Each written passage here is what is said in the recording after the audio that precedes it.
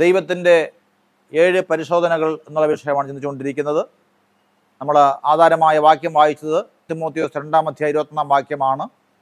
അവിടെ കർത്താവ് പറയുന്നു, ഇവയെ വിട്ട് അകലുന്നുവെങ്കിൽ ഒരു നല്ല മാനപാത്രമായി തീരും, ദൈവത്തിന് ഉപയോഗമുള്ള മാനപാത്രമായി തീരും. ദൈവത്തിന് ഉപയോഗമുള്ള ഒരു മാനപാത്രമായി തീരുവാനായിട്ട് ഒരു വ്യക്തി കടന്നു പോകേണ്ടതായ ചില പരിശോധനകൾ, പ്രധാനമായും 7 പരിശോധനകളെ കുറിച്ചാണ് ചിന്തിച്ചുകൊണ്ടിരിക്കുന്നത്. നമ്മൾ കഴിഞ്ഞ ആഴ്ചയിൽ 4 കാര്യങ്ങൾ ചിന്തിച്ചു. പക്ഷേ കഴിഞ്ഞ ആഴ്ചയുള്ള ആ പ്രോഗ്രാം കാണാൻ കഴിയാത്ത ആൾക്കാരുണ്ടായിരിക്കാം. നിങ്ങൾക്ക് വേണ്ടി ഒന്നുകൂടി അത് റിമൈൻഡ് ചെയ്യാൻ ആഗ്രഹിക്കുന്നു. ദൈവം ഉപയോഗിക്കുന്ന ഒരു വ്യക്തിയെ, ദൈവത്തിൻ്റെ മാനപാത്രമായിട്ട് ദൈവം കണ്ടിരിക്കുന്ന ഒരു വ്യക്തിയെ ദൈവം ചില പ്രത്യേകമായ പരിശോധനകളിൽ കൂടെ ദൈവം കടത്തിവിടും. ആ പരിശോധനകൾ തകർക്കുവാൻ വേണ്ടിയല്ല, നിന്നെ പണിയുവാൻ വേണ്ടിയാണ്. ഇന്നൊരു പക്ഷേ നിങ്ങൾ അങ്ങനെ കടന്നു പോയിക്കൊണ്ടിരിക്കുന്ന വ്യക്തി ആയിരിക്കാം. ഏതെങ്കിലുമൊക്കെ പരിശോധനയെ കൂടെ നിങ്ങൾ കടന്നു പോവുകയായിരിക്കാം.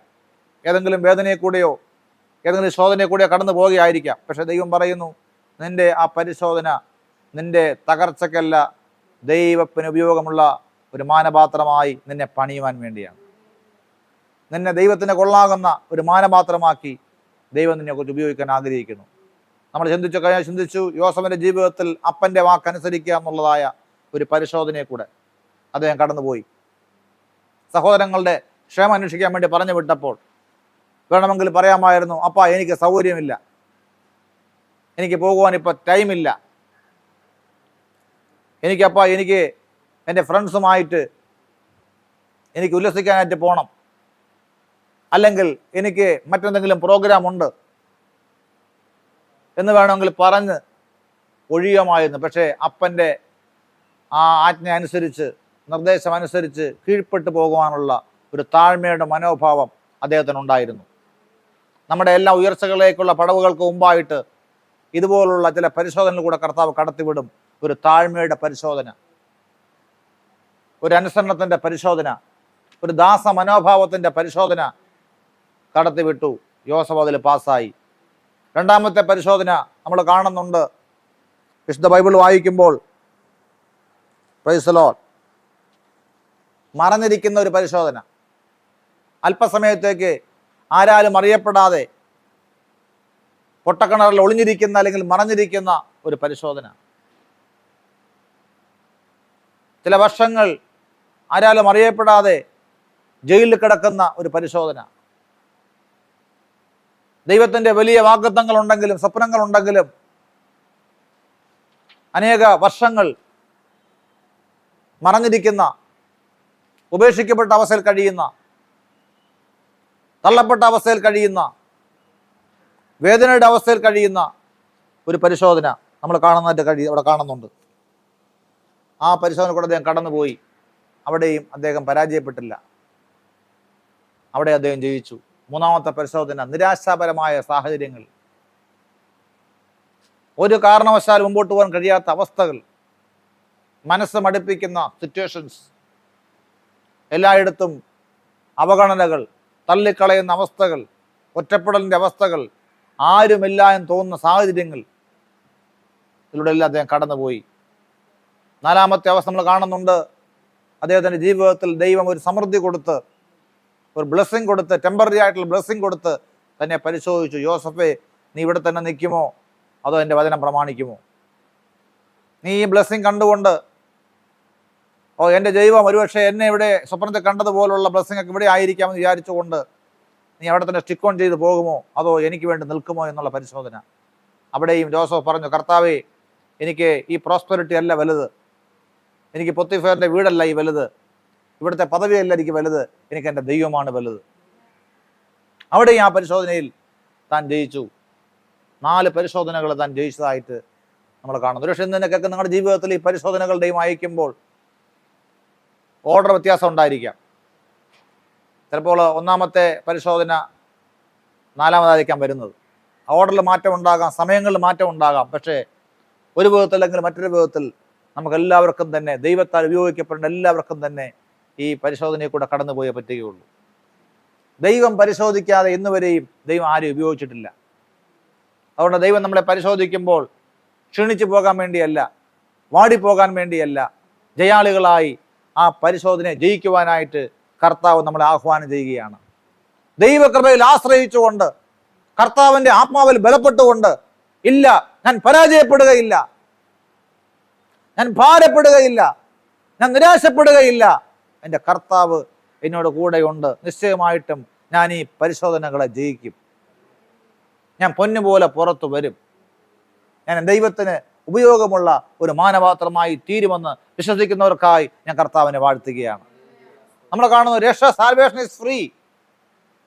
രക്ഷ ഫ്രീ ആണ്, സൗജന്യമാണ്. പക്ഷേ ഒരു കാര്യം ഓർത്തോണം ദൈവത്തിൻ്റെ മക്കളെ, ദൈവത്തിൻ്റെ വിളി എന്ന് പറയുന്നത് ഫ്രീ അല്ല. ദൈവത്തിൻ്റെ വിളി അനുസരിച്ച് നമ്മൾ ഇറങ്ങണമെങ്കിൽ അതിന് വില കൊടുക്കേണ്ടതായിട്ടുണ്ട്. അബ്രഹാം വില കൊടുത്തു. ദൈവത്തിൻ്റെ വിളി കേട്ടപ്പോൾ അബ്രഹാം തൻ്റെ ബന്ധുക്കളെയും ചാച്ചക്കാരെയും വീട്ടുകാരെല്ലാം വിട്ടു പോകേണ്ടതായ സാഹചര്യം ഉണ്ടായി. സാക്രിഫൈഷ്യലായിട്ടുള്ളൊരു ഒരു വില കൊടുത്താണ് അബ്രഹാം ഇറങ്ങിയത്. രക്ഷ സൗജന്യമാണ്, ദൈവത്തിൻ്റെ വിളിക്ക് നമ്മൾ വില കൊടുക്കണം. അബ്രഹാം വില കൊടുത്തു, യോസഫ് വില കൊടുത്തു, ദാവീദ് വില കൊടുത്തു, മോശ വില കൊടുത്തു. ഫറവോന്റെ കൊട്ടാരത്തിൽ അടുത്ത ഒരു ഫറവോനായിട്ടൊക്കെ ജീവിക്കാനുള്ള അവസ്ഥകളൊക്കെ ഉണ്ടായിരുന്നു.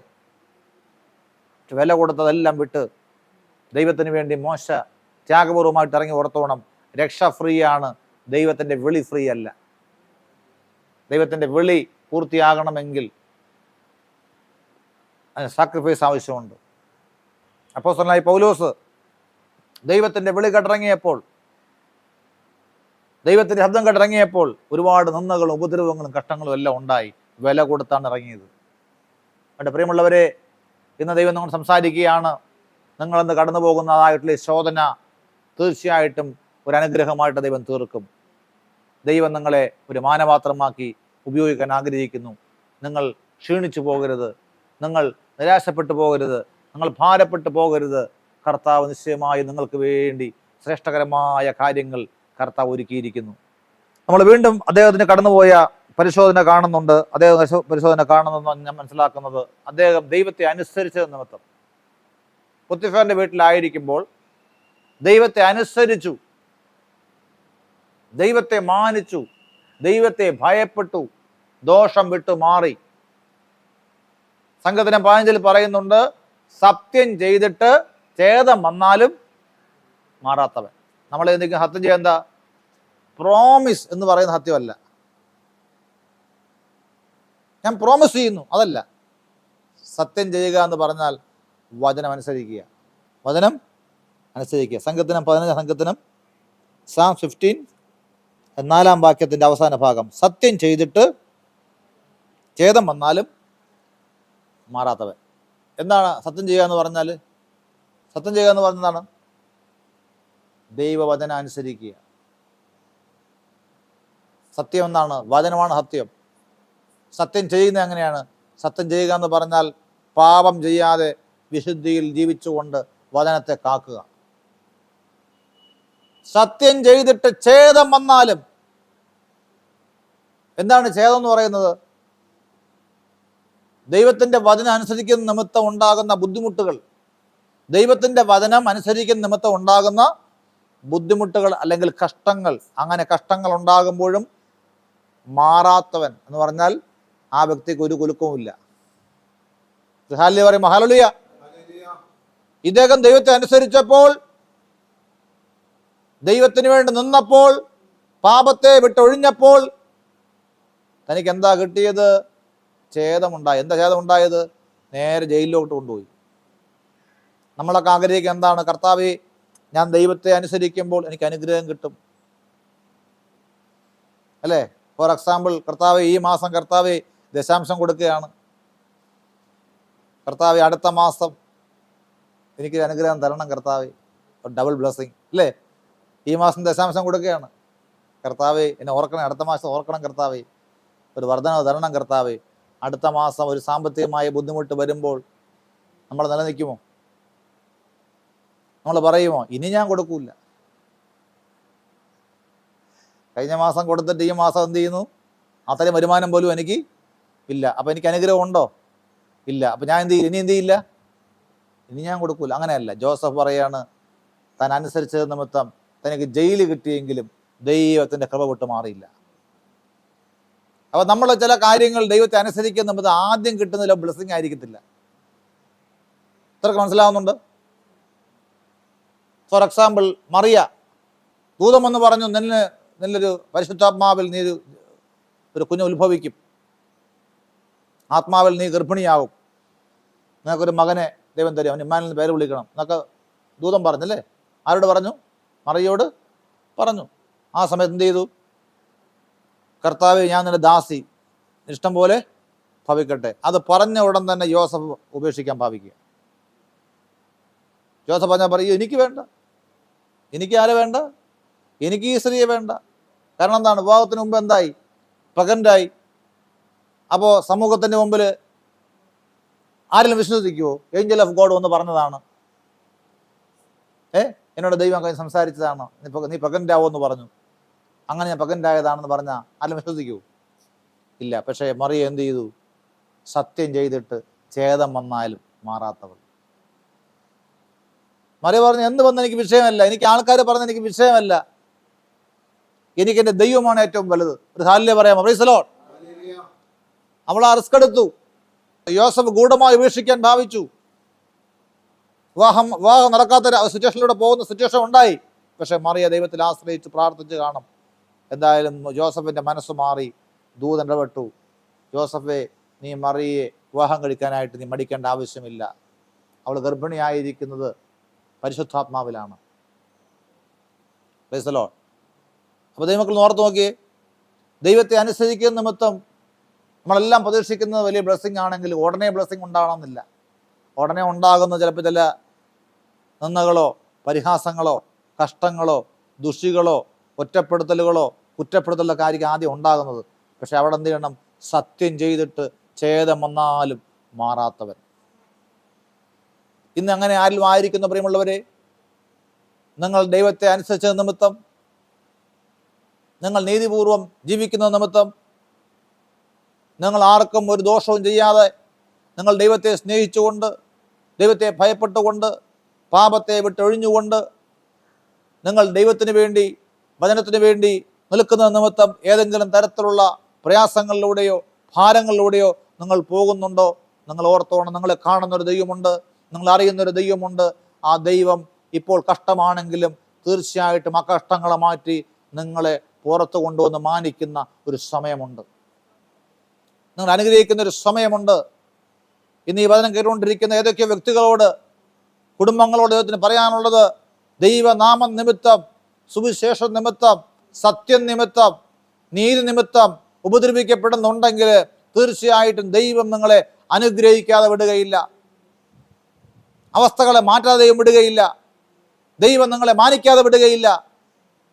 ഇവിടെ അദ്ദേഹത്തിന് കിട്ടിയത്, പാപത്തെ വിട്ടൊഴിഞ്ഞപ്പോൾ കിട്ടിയത് പാരിതോഷികമല്ല, റിവാർഡല്ല, അവാർഡല്ല, കിട്ടിയത് മാനഹാനി, കിട്ടിയത് പോലീസ് കേസ്, കിട്ടിയത് അവമാനം, കിട്ടിയത് ജയില്.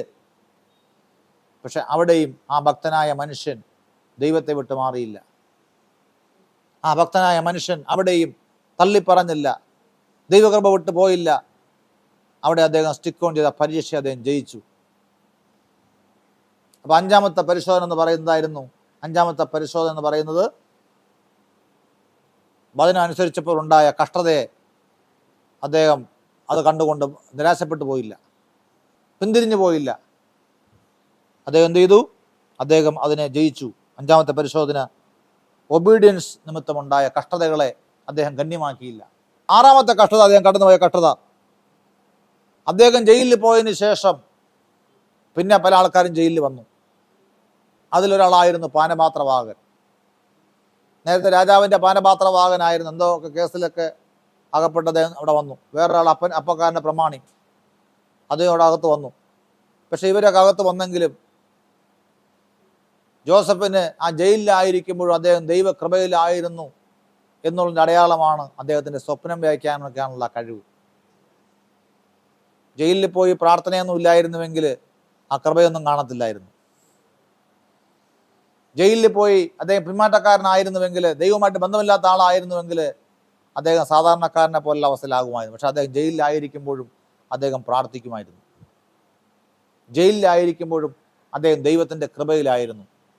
ജയിലിൽ അടച്ചതിന് ശേഷം വന്ന പല വ്യക്തികളും റിലീസായി അവിടെ നിന്ന് പോയി. തനിക്കുണ്ടായ പരിശോധന, 6ാമത്തെ പരിശോധന, തനിക്ക് ശേഷം വന്ന അപ്പക്കാരൻ്റെ പ്രമാണി സ്വപ്നം വ്യാഖ്യാനിച്ചു കൊടുത്തു. നീ തിരിച്ചു കൊണ്ട് കൊട്ടാരത്തിൽ പോകും. സ്വപ്നം വ്യാഖ്യാനിച്ചു കൊടുത്തു. അദ്ദേഹം എവിടെ പോയി? തിരിച്ച് കൊട്ടാരത്തിൽ പോയി. തനിക്ക് ശേഷം വന്നതാണ് എന്ന് പറഞ്ഞാൽ സീനിയോറിറ്റി മറികടന്നു താൻ അവിടെ തന്നെ കിടക്കുക. താൻ പഴയ അതേ പദവി കിടക്കുക. പക്ഷേ തനിക്ക് ശേഷം വന്ന ആൾക്കാർ എവിടെ പോയി? തനിക്ക് ശേഷം വന്ന ആൾക്കാർ തിരിച്ച് ഉയർന്ന പദവികളിലേക്ക് അവർ പ്രൊമോട്ട് ചെയ്യപ്പെട്ടു. ഒരാൾ പ്രൊമോട്ട് ചെയ്യപ്പെട്ടു, ഒരാൾ താഴേക്കും പോയി. അപ്പോൾ ഈ പ്രൊമോട്ട് ചെയ്യപ്പെട്ട വ്യക്തി എവിടെ പോയി? രാജാവിൻ്റെ കൊട്ടാരത്തിൽ പോയി. എന്തായിട്ട് പോയി? പാനപാത്രവാഹകനായിട്ട് തന്നെ പോയി. പ്രാർത്ഥിച്ചയക്കുന്ന ആരാ? പ്രാർത്ഥിച്ചയക്കുന്ന ആരാ ദൈവമക്കളെ? ജോസഫ പ്രാർത്ഥന. ഒന്ന് ആലോചിച്ച് നോക്കി. ഞാനിപ്പോഴും ജയിലിൽ കിടക്കുക, എനിക്കിപ്പോഴും അവസ്ഥയ്ക്കൊരു മാറ്റവും ഇല്ല. പക്ഷെ എനിക്ക് ശേഷം വന്നവൻ എന്ത് ചെയ്യുക? അവൻ പുറത്തു പോവുകയാണ്. കർത്താവ് നിനക്ക് കണ്ണ് കണ്ടുകൂടെ കർത്താവ്? അവന് വരുന്നതിന് മുമ്പ് ഞാൻ പ്രാർത്ഥിക്കാൻ തുടങ്ങി രക്ഷപ്പെടുത്താനായിട്ട്, അല്ലേ? ഈ പാനപാത്രവാഹകൻ ജയിലിൽ വരുന്നതിന് മുമ്പ് ഞാൻ എന്തിനു പ്രാർത്ഥിക്കുക? കർത്താവ് എന്നെ പുറത്ത് കൊണ്ടുപോകണമെന്ന് പ്രാർത്ഥിക്കുക. പക്ഷെ പാനപാത്രവാഹകൻ പുറത്ത് പോവുക, ഞാനിപ്പോൾ ഇവിടെ കിടക്കുക, ജയിലിൽ കിടക്കുക. അപ്പോൾ എന്ത് ചെയ്തു? തനിക്കുണ്ടായ പരിശോധന ഒരു പ്രാർത്ഥനയുടെ മറുപടി താമസിക്കുന്ന പോലുള്ള ഒരു ഫീലിംഗ് നമുക്കതുണ്ടോ? കർത്താവെ, മറുപടി താമസിക്കുന്നു. കാരണം എന്നേക്കാളും സീനിയോറിറ്റി കുറഞ്ഞ ആളുകൾക്ക്, എന്നെ അത്രയും പ്രാർത്ഥിക്കാത്ത ആളുകൾക്ക് എന്നേക്കാളും പെട്ടെന്ന് അനുഗ്രഹങ്ങൾ കിട്ടുന്നു. പക്ഷെ ഞാൻ പണ്ട് തൊട്ടേ ദൈവത്തെ ആരാധിക്കുന്ന ആളാണ്, ഞാൻ പണ്ട് തൊട്ടേ പ്രാർത്ഥിക്കുന്ന ആളാണ്. പക്ഷേ എനിക്ക് അനുഗ്രഹങ്ങൾ കിട്ടുന്നില്ല. എനിക്ക് ശേഷം വന്നവരെന്ത് ചെയ്യുന്നു? അനുഗ്രഹം വാങ്ങിച്ചുകൊണ്ട് പോകുന്നു.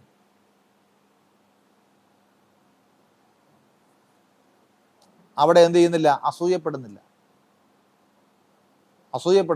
ഒരുപക്ഷെ നമ്മളെക്കാളും മറ്റുള്ളവർ അടുത്തിരിക്കുന്നവർക്ക് അനുഗ്രഹം കിട്ടുമ്പോൾ അവർ സാക്ഷ്യം പറയുമ്പോൾ നമ്മൾ പ്രാർത്ഥിക്കുന്ന വിഷയമാണ്, സാക്ഷ്യം പറയുന്നവരാണ്. നമ്മൾ ആഗ്രഹിക്കുന്ന വിഷയമാണ്, പക്ഷെ സാക്ഷ്യം പറയുന്നത് നമ്മുടെ മുമ്പിൽ ഇരിക്കുന്ന ആളാണ്. സന്തോഷിക്കാൻ കഴിയുമോ? സ്തോത്രം പറയാൻ കഴിയുമോ? Price the Lord. അപ്പോൾ ഒരു അസൂയ ഉണ്ടാകുന്ന രീതിയിലുള്ള ഒരു പരിശോധനയെ കൂടെ അദ്ദേഹം കടന്നുപോയി. നിങ്ങൾക്ക് ലഭിക്കാത്ത അനുഗ്രഹങ്ങൾ, നിങ്ങൾ ആഗ്രഹിക്കുന്ന ചില അനുഗ്രഹങ്ങൾ, നിങ്ങൾ ആഗ്രഹിക്കുന്ന ചില പ്രാർത്ഥനയുടെ വിടുതലുകൾ നിങ്ങൾക്ക് ലഭിക്കാതെ മറ്റുള്ളവർക്ക് ലഭിക്കുമ്പോൾ, നിങ്ങളത് ടി വിയിലൂടെ കാണുമ്പോൾ, നിങ്ങളത് സഭയിലൂടെ നിങ്ങളത് കാണുമ്പോൾ, ആ സമയത്തും അസൂയപ്പെട്ടു പോകാതെ ദൈവത്തെ മഹത്വപ്പെടുത്തണം.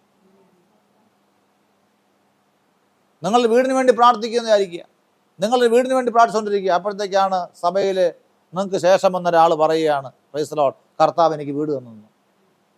എന്നിട്ട് ആ വീടിൻ്റെ ഹൗസ് ഫാം നിങ്ങൾ വിളിക്കുകയാണ്. പ്രൈസ് ദി ലോർഡ്, നിങ്ങൾ വിളിക്കുകയാണ്. നിങ്ങൾ വീട് നോക്കാൻ പോയപ്പോഴത്തേക്ക് വളരെ മനോഹരമായൊരു വീട്, 4 ബെഡ്റൂമുള്ള നല്ലൊരു വീട്. നിങ്ങളൊന്നും പ്രാർത്ഥിക്കുക, കർത്താവ് എനിക്കൊരു വീട് വേണമെന്ന്. നിങ്ങൾക്ക് വീടായിട്ടില്ല. നിങ്ങൾക്ക് ശേഷം ദൈവത്തെ അറിഞ്ഞവർ, നിങ്ങൾക്ക് ശേഷം പള്ളി വന്നവർ, അവർക്ക് വീടായി. സന്തോഷിക്കാൻ കഴിയും അവരുള്ളവർ. നിങ്ങൾ കർത്താവേ, എൻ്റെ കുഞ്ഞിനെ കർത്താവേ നല്ല വിജയം കൊടുക്കണമേ കർത്താവേ, എൻ്റെ കുഞ്ഞിനെ കർത്താവേ 10ാം ക്ലാസ്സിലെ 10th എക്സാമിനെ കർത്താവേ നല്ല വിജയം കൊടുക്കണമേ കർത്താവ്, +2 എക്സാം നല്ല വിജയം കൊടുക്കണ കർത്താവേ. പ്രാർത്ഥിക്കുക. റിസൾട്ട് വന്നപ്പോഴത്തേക്ക് നിങ്ങളുടെ കുഞ്ഞിനേക്കാൾ അടുത്തിരിക്കുന്ന കുഞ്ഞിന് മാർക്ക് കൂടുതലുണ്ട്. Praise the Lord. നിങ്ങൾ പ്രാർത്ഥിക്കുന്നു, നിങ്ങൾ ഉപവസിക്കുന്നു, ചിലപ്പം പ്രാർത്ഥിക്കാത്തതിന് കൂടുതൽ മാർക്ക് കിട്ടിയെന്നിരിക്കും. Praise the Lord. സന്തോഷിക്കാൻ കഴിയുമോ? ആ ഒരു പരിശോധനയിൽ കൂടെ ജോസഫ് കടന്നുപോയി. സീനിയോറിറ്റി മറികടക്കുന്ന ദൈവം, സീനിയോറിറ്റിയെ മാനിക്കാത്തൊരു ദൈവം. Price the Lord. നമ്മൾ കാണുന്ന ബൈബിളിൽ നമ്മൾ നോക്കുമ്പോൾ ദൈവം മാനിക്കുന്ന സീനിയോറിറ്റി അല്ല. Price the Lord. ദൈവം 38 വർഷം കൊണ്ട് അവൾ കിടക്കുക കൊളക്കടവിൽ. 38 years ആയി. തനിക്ക് ശേഷം വന്ന പലരും സൗഖ്യം പ്രാപിച്ചു. താൻ അവിടെ കിടക്കുകയാണ്. ദൂതം വന്ന് കുളം കലക്കുമ്പോൾ തന്നെ ഇറക്കാനായിട്ട് ആരുമില്ല. 38 years ആയിട്ട് കിടക്കുകയാണ്. പക്ഷേ യേശു അവൻ്റെ അവസ്ഥ കണ്ടു, യേശു അവൻ്റെ വേദന കണ്ടു, യേശു അവൻ്റെ ഭാരം കണ്ടു. കർത്താവ് അവന് വേണ്ടി നേരിട്ട് ആ ബെഥസ്ത കുളങ്ങളിൽ കർത്താവ് കടന്നു ചെന്നു. നിനക്ക് വേണ്ടി ദൂതം വന്ന് കുളം കലക്കേണ്ട ആവശ്യമില്ല, കർത്താവ് നേരിട്ട് വരും. Price the Lord. മറ്റുള്ളവരുടെ വിടുതൽ കണ്ട് വിഷമിക്കേണ്ട ആവശ്യമില്ല, മറിച്ച് നിനക്കൊരു സമയമുണ്ട്. നിന്റെ സൗഖ്യത്തിനൊരു സമയമുണ്ട്, നിന്റെ വിടുതലിനൊരു സമയമുണ്ട്, നിന്റെ അത്ഭുതത്തിനൊരു സമയമുണ്ട്. അതുവരെയും ഭാരപ്പെടാതെ കാത്തിരിക്കണം, നിരാശപ്പെടാതെ കാത്തിരിക്കണം, അസൂയപ്പെടാതെ കാത്തിരിക്കണം. ജോസഫിന്റെ ജീവിതത്തിൽ അദ്ദേഹം കാത്തിരുന്നു. സീനിയോറിറ്റി ദൈവം മറികടക്കുമ്പോഴും, തനിക്ക് ശേഷം വന്നവർക്ക് വിടുതൽ ലഭിക്കുമ്പോഴും, തനിക്ക് ശേഷം വന്നവരെ പ്രാർത്ഥിച്ചയക്കുമ്പോഴും, ഞാൻ നിന്റെ കാര്യം ശരിയാക്കാമെന്നൊക്കെ പറഞ്ഞ് അവിടെ പോയിട്ട് അദ്ദേഹം അത് മറന്നുപോയപ്പോഴും, ജോസഫിനെ മറന്നുപോയപ്പോഴും അസൂയപ്പെടാതെ സ്തോത്രം ദൈവത്തിൻ്റെ സമയത്തിന് വേണ്ടി കാത്തിരിക്കാനുള്ള ഒരു മനോഭാവം തനിക്കുണ്ടായിരുന്നു. ഇന്ന് പകൽ ദൈവത്തിൻ്റെ മക്കളെ ഇതേപോലെ അസൂയപ്പെടാതെ, ആരോടും പരിഭവം ചിന്തിക്കാതെ, ആരെയും വേദനിക്കുന്ന മനോഭാവത്തോടെ ഇരിക്കാതെ, ആരോട് ഹൃദയത്തിൽ വേദന വെച്ച് പുലർത്താതെ, തക്ക സമയത്ത് ദൈവം എനിക്ക് വേണ്ടി വഴി തുറക്കുമെന്ന വിശ്വാസത്തോടു കൂടി നമ്മൾ ആയിരിക്കുന്നുവെങ്കിൽ, പത്രോസ് പറയുന്നു, അവൻ തക്ക സമയത്ത് നിങ്ങളെ ഉയർത്തേണ്ടതിന് ദൈവത്തിൻ്റെ ബലമുള്ള കൈക്കീഴിൽ നിങ്ങൾ താണിരിക്കുവിൻ. അവൻ തക്ക സമയത്ത് നിങ്ങളെ ഉയർത്തേണ്ടതിന് ദൈവത്തിന്റെ ബലമുള്ള കൈക്കീഴിൽ നിങ്ങൾ എന്ത് ചെയ്യണം? നിങ്ങൾ താണിരിക്കണം. ഒരു ഹല്ലേലൂയ പറയാം. Price the Lord. അദ്ദേഹം താണിരുന്നു, അസൂയപ്പെടാതെ താണിരുന്നു. ദൈവം തക്ക സമയത്ത് തന്നെ ഉയർത്തി. തനിക്ക് വേണ്ടി ദൈവത്തിന്റെ അവസരം വന്നപ്പോൾ ദൈവം തന്നെ ഉയർത്തി. അപ്പോൾ ആറാമത്തെ അനുഗ്രഹം എന്ന് പറയുന്നത് എന്താണ്? Price the Lord. ആറാമത്തെ അനുഗ്രഹം എന്ന് പറയുന്നത് സീനിയോറിറ്റി പ്രകാരം തനിക്ക് കിട്ടണ നന്മ മറ്റൊരാൾക്ക് കിട്ടിയതായ സമയത്ത് വിഷമിച്ചില്ല, അസൂയപ്പെട്ടില്ല, പരിഭവിച്ചില്ല, ദൈവത്തിന് മഹത്വം കൊടുത്തു. ഏഴാമത്തെ ലാസ്റ്റ് കൂടെ പറഞ്ഞു നിർത്താൻ ആഗ്രഹിക്കുന്നു. ഏഴാമത്തെ പരിശോധന, ജോസഫ് കടന്നുപോയ ഏഴാമത്തെ പരിശോധന വിശ്വാസത്തിന്റെ പരിശോധന. വിശ്വാസത്തിന്റെ പരിശോധന നമ്മൾ എബ്രായ ലേഖനത്തിൽ വായിക്കുന്നുണ്ട്. Price the Lord. എബ്രായ ലേഖനത്തിന്റെ 11-ാം അധ്യായം 22-ാമത്തെ വാക്യം പറയുന്നു, വിശ്വാസത്താൽ യോസഫ് താൻ മരിപ്പാറായപ്പോൾ ഇസ്രായേൽ മക്കളുടെ പുറപ്പാടിൻ്റെ കാര്യം ഓർപ്പിച്ചു, തൻ്റെ അസ്ഥികളെക്കുറിച്ച് കൽപ്പന കൊടുത്തു. അന്ത്യം വരെയും, ജോസഫിൻ്റെ അന്ത്യം വരെയും താൻ വിശ്വാസം വിട്ടു മാറിയില്ല. വിശ്വാസം നിലനിന്ന് പറയുമുള്ളവരെ, താൻ വിശ്വാസത്തിൻ്റെ പരിശോധന കൂടെ കടന്നു പോയെങ്കിലും, പല പ്രാവശ്യം പല തരത്തിലുള്ള പരിശോധന കൂടെ കടന്നു പോയെങ്കിലും താൻ വിശ്വാസം വിട്ടു മാറാതെ തൻ്റെ ജീവിതത്തിൻ്റെ അവസാനം വരെയും അന്ത്യം വരെയും തനിക്ക് ദൈവം കൊടുത്ത വിശ്വാസത്തെ മുറുകെ പിടിച്ചുകൊണ്ടായിരുന്നു. നിങ്ങളുടെ വിശ്വാസം പരീക്ഷിക്കപ്പെടാം. നിങ്ങളുടെ വിശ്വാസം പലതരത്തിലുള്ള അനുഭവങ്ങളിലൂടെ പരിശോധിക്കപ്പെടാം. ദൈവം പ്രാർത്ഥന കേൾക്കുന്നില്ല തോന്നിയേക്കാം. ദൈവം എന്നെ കാണുന്നില്ലേ, ദൈവം എന്നെ അറിയുന്നില്ലേ തോന്നിയേക്കാം. ആ വിശ്വാസത്തിൻ്റെ പരിശോധനയിൽ കൂടെ നമ്മൾ കടന്നു പോകേണ്ടതായിട്ട് വരും. യാക്കോബിന്റെ ലേഖനം പറയുന്നു, വിശ്വാസത്തിൻ്റെ പരിശോധന സ്ഥിരത ഉളവാക്കുന്നറിഞ്ഞ് സന്തോഷമെന്ന് എണ്ണുവിൻ. There's a testing of faith. ഉൽപ്പത്തി പുസ്തകം 22-ാം അധ്യായത്തിൽ 1-ാം വാക്യം വായിക്കുമ്പോൾ, അനന്തരം ദൈവം അബ്രഹാമിനെ പരീക്ഷിച്ചത് എങ്ങനെയെന്നാൽ, God tested Abraham. ദൈവം അബ്രഹാമിനെ പരിശോധിച്ചു. ഒരു കാര്യം ഓർത്തോണം, ദൈവത്തിൻ്റെ വിളിയുണ്ടെങ്കിൽ, ദൈവത്തെ തിരഞ്ഞെടുപ്പുണ്ടെങ്കിൽ നിന്റെ വിശ്വാസം ശോധന ചെയ്യപ്പെടും. നിന്റെ വിശ്വാസം അനുഭവങ്ങളിലൂടെ പരിശോധിക്കപ്പെടും. നിന്റെ വിശ്വാസം ചില ശോധനകളിലൂടെ അത് പരിശോധിക്കപ്പെടും. ജോസഫിൻ്റെ ജീവിതത്തിലും വിശ്വാസം പരിശോധിക്കപ്പെട്ടു. പക്ഷേ താൻ വിശ്വാസത്തിൻ്റെ പരിശോധനയിൽ താൻ ക്ഷീണിച്ചു പോയില്ല, താൻ തകർന്നു പോയില്ല, താൻ പിന്തിരിഞ്ഞു പോയില്ല. മറിച്ച് വിശ്വാസത്തിൻ്റെ പരിശോധനയിൽ താൻ ജയം പ്രാപിച്ചു. നിന്നെ കേൾക്കുന്ന പ്രിയമുള്ളവരെ, നിങ്ങൾ ജയം പ്രാപിക്കണം. നിങ്ങൾ ഇന്ന് കടന്നു പോകുന്ന വിശ്വാസത്തിൻ്റെ പരിശോധനയുണ്ട്. അതൊരു കഷ്ടതയായിരിക്കാം, അതൊരു നിന്ദയായിരിക്കാം, ഒറ്റപ്പെടലിൻ്റെ അവസ്ഥയായിരിക്കാം, അത് പരിഹാസത്തിൻ്റെ അവസ്ഥയായിരിക്കാം, സാമ്പത്തികമായ പ്രതിസന്ധി ആയിരിക്കാം, അത് വിട്ടുമാറാത്ത രോഗമായിരിക്കാം, അത് കുടുംബത്തിലുള്ള ചില അസമാധാനപരമായ വിഷയങ്ങളായിരിക്കാം, അത് കുടുംബത്തിലുള്ള ചില പ്രശ്നങ്ങളായിരിക്കാം, അത് നിങ്ങളുടെ മക്കളെക്കുറിച്ചുള്ള ചില ഉത്കണ്ഠകളായിരിക്കാം. എന്നുതന്നെയാകട്ടെ, ആ വിശ്വാസത്തിൻ്റെ പരിശോധന ജയിക്കുവാനായിട്ട് ദൈവം നിങ്ങളെ ആഹ്വാനം ചെയ്യുകയാണ്. ആ പരിശോധനയെ ജോസഫ് ജയിച്ചു. ഞാൻ 7 കാര്യം നിങ്ങളുമായി പങ്കുവച്ചു. ദൈവം ഉപയോഗിക്കുന്ന ഒരു വ്യക്തി കടന്നു പോകേണ്ട 7 പരിശോധനകൾ നമ്മൾ കേട്ടു. ഒന്നാമതായിട്ട് ദൈവം നമ്മുടെ താഴ്മയെ പരിശോധിക്കും. 2, ദൈവം നമ്മളെ അല്പകാലത്തേക്ക് മറന്നിരിക്കാനായിട്ട് പറയും, അതൊരു പരിശോധനയാണ്. 3, നമ്മൾ കേട്ടു നിരാശാപരമായ സാഹചര്യങ്ങളിലൂടെ ദൈവം നമ്മളെ കടത്തിവിടും, അതൊരു പരിശോധനയാണ്. 4, നമ്മൾ കേട്ടു ദൈവം നമ്മളെ പ്രോസ്പെരിറ്റി തന്ന് സമൃദ്ധി തന്ന് പരിശോധിക്കും, അതിൻ്റെ പിറകിൽ പാപത്തിൻ്റെ ഒരു പ്രലോഭനം ഉണ്ടാകാൻ സാധ്യതയുണ്ട്. സമൃദ്ധിയുടെ മറവിൽ പാപം ചെയ്യരുത്. 5, നമ്മൾ കേട്ടു ജോസഫിൻ്റെ ജീവിതത്തിൽ തന്നെക്കാളും സീനിയറിറ്റി കുറഞ്ഞ വ്യക്തികൾക്ക് പ്രൊമോഷൻ കിട്ടിയപ്പോൾ തനിക്ക് പ്രൊമോഷൻ കിട്ടിയില്ല. നമ്മൾ കേട്ടു പ്രൈസ് ദി ലോർഡ്, ദൈവത്തെ അനുസരിച്ചത് നിമിത്തം തനിക്ക് അനുഗ്രഹത്തിൻ്റെ പകരം കിട്ടിയ ജയിലായിരുന്നു, അവിടെ ഞാൻ പതറിപ്പോയില്ല. ലാസ്റ്റ് നമ്മൾ കേട്ടു ദൈവത്തിൻ്റെ സന്നിധിയിൽ വിശ്വാസം പരിശോധിക്കപ്പെട്ടു, വിശ്വാസത്തിൻ്റെ പരിശോധനയിൽ താൻ ജയം പ്രാപിച്ചു. ഈ 7 പരിശോധന ജയിച്ചുകൊണ്ട് ഒരു ജയകരമായ ഒരു ക്രിസ്തീയ ജീവിതം നയിപ്പാൻ, ഒരു ജയകരമായ ഒരു ആത്മീയ ജീവിതം നയിപ്പാൻ, ദൈവത്തിന് കൊള്ളാകുന്ന ഒരു മാനപാത്രമായി നിങ്ങൾ ഓരോരുത്തരും മാറുവാനായിട്ട് കർത്താവ് ഇടയാക്കട്ടെ ഞാൻ പ്രാർത്ഥിക്കുന്നു.